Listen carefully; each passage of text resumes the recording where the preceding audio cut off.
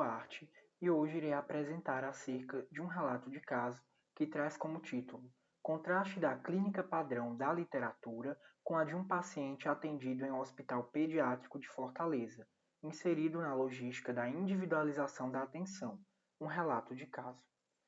Em uma visão introdutória, é importante compreender que o paciente em questão é portador da deficiência da glicose 6-fosfato desidrogenase, que é a G6PD, e ele foi atendido no IAS, Hospital Infantil Albert Sabin, em Fortaleza, capital do Ceará.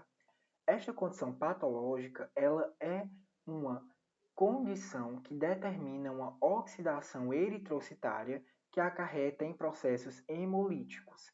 É importante saber que o paciente em questão pode apresentar uma variabilidade de sintomas. Existe, na verdade, um espectro de sintomas que vão desde quadros assintomáticos até mesmo quadros que demandam emergências hospitalares. O diagnóstico se dá pelo teste do pezinho na triagem neonatal e análise conjunta do esfregaço periférico, que irá fornecer dados morfológicos acerca das hemácias. E, epidemiologicamente falando, cerca de 400 milhões de indivíduos em uma esfera global são afetados pela condição.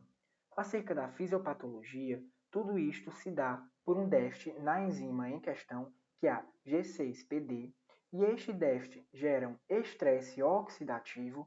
Esse estresse oxidativo atinge as hemácias, que irá gerar destruição destas, formando processos de hemólise, e estes processos podem ser estimulados tanto por alimentos, como por exemplo o feijão, que gera uma condição chamada favismo, como também por fármacos, e entre eles citamos as sulfonamidas, que são fármacos de ampla circulação farmacológica, que serão contraindicados em pacientes deste caso.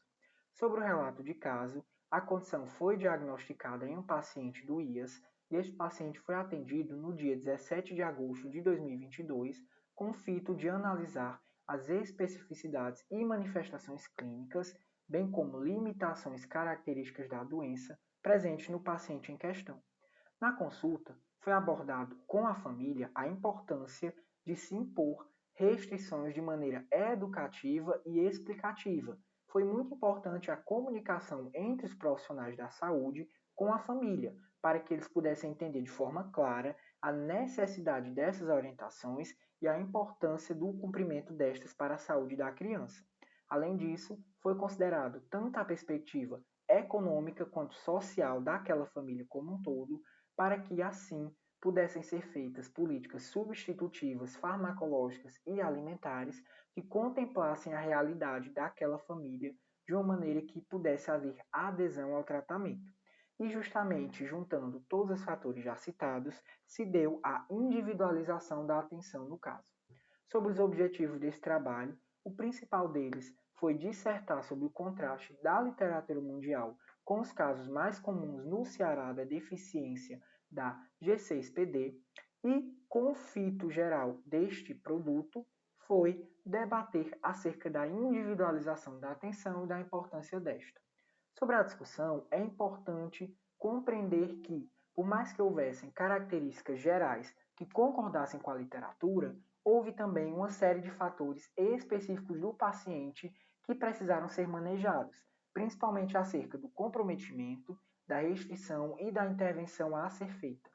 Justamente para conduzir esse paciente de uma maneira mais específica, mais efetiva e mais resolutiva, houve um conjunto de cuidados que geraram uma interação verídica entre os profissionais e a família, bem como com o paciente também, e houve uma adequação do tratamento ao nível socioeconômico daquele grupo.